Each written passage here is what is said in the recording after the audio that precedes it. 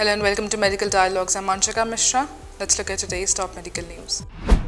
How common is caffeine use among teenagers? US poll reveals. A national poll conducted by the University of Michigan Health CS Mott Children's Hospital National Poll on Children's Health explored the prevalence of caffeine consumption among adolescents. According to the findings, based on responses from 1,095 parents of teen, 1 in 4 parents reported that the teenager children consume caffeine daily or almost every day. Notably, soda emerged as the top caffeinated product of choice among teens, followed by tea and coffee, while energy drinks were consumed less frequently. Caffeine, a stimulant that affects the brain and nervous system, can pose various health risks, particularly in young individuals whose brains are still developing. Excessive caffeine intake among teens have been linked to adverse effects on mood, sleep, and academic performance, alongside other potential side effects.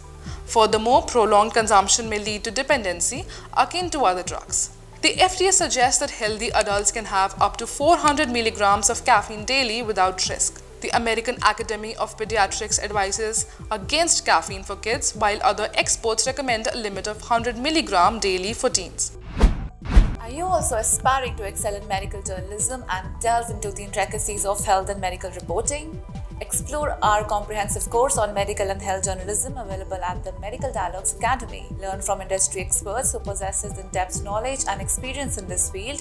For further details, scan the QR code provided or access the link in the description box below.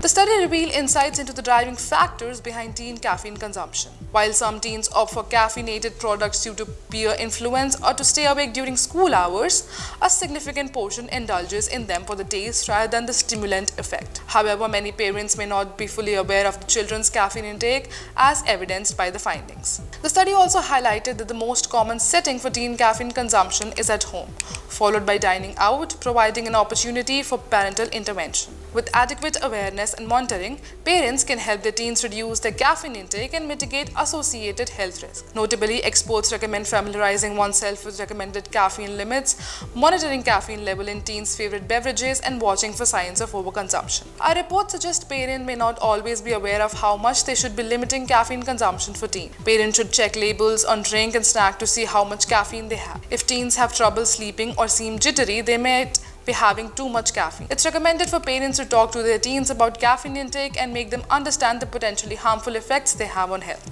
said Susan Wolford, Poll co-director and Mott pediatrician.